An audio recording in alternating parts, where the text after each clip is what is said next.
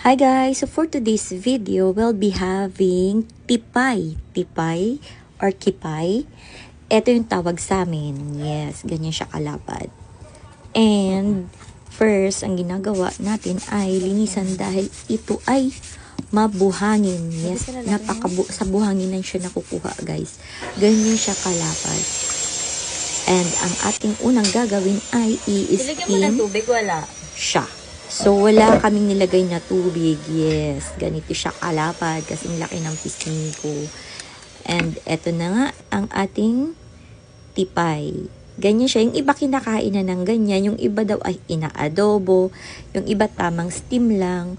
Pero yung aking ginawa para may twist ay nilagyan ko ng butter and cheese and nilagay sa oven. So, eto na ang ating finished product. So, let's try this. Yeah, first time ko kakain ito. Actually, nakikita ko lang itong tipay sa mga decorations, yung malalapad na shells sa mga restaurants or anywhere na may tabing dagat. Basta, usually pang deco itong shells na to, yung malapad na maputi. Hindi ko alam paano nila ginagawa.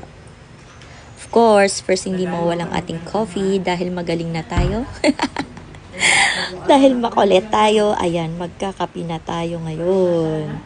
Bahala na ang gamot later. So yeah, first, okay, let's try this kung gaano kasarap itong tipay.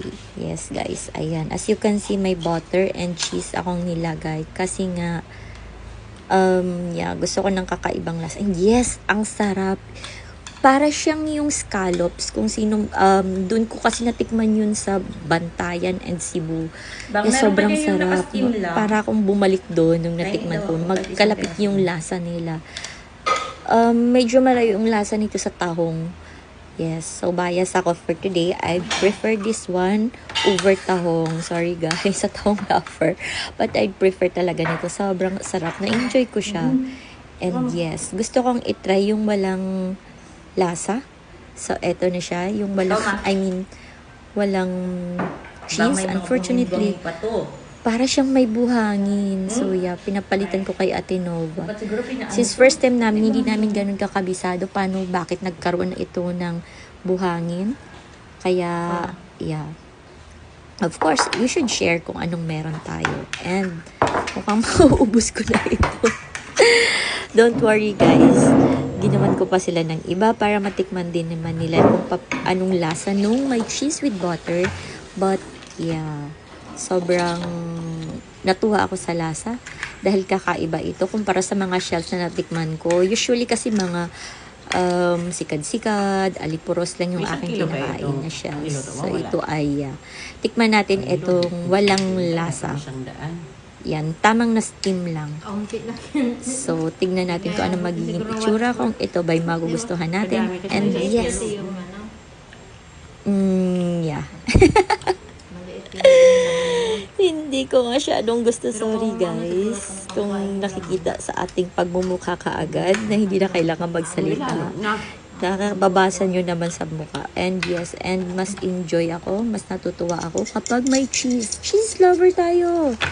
And mauubos ko na yata ito. Actually, hindi naman siya ganun kalaki. And yeah. Para siyang hindi siya kahawig ng tahong yung lasa. Kakaiba siya. Mahawig siya sa scallops na natikman ko sa Cebu.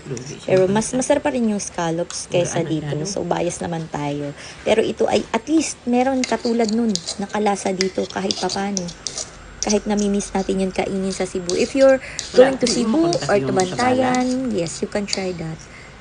And eto, ang pampalit ko dito. Hindi ko alam kung meron kasi nung dito pero eto kahit paano na-enjoy ko ng sobra.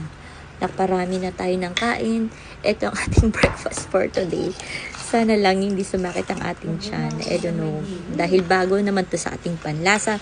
And kung sino man guys yung gusto mag-order, meron kasing kumuha nito and nagpapatulong pa ibenta. Kaya PM lang kayo sa mga gustong magbili, yes, para naman matulungan natin yung kababayan natin na makapagbenta at kumita. So, eto na nga. At naubos na natin. Sobrang na-enjoy ko guys. Thank you sa panonood and sana masubukan nyo rin ito.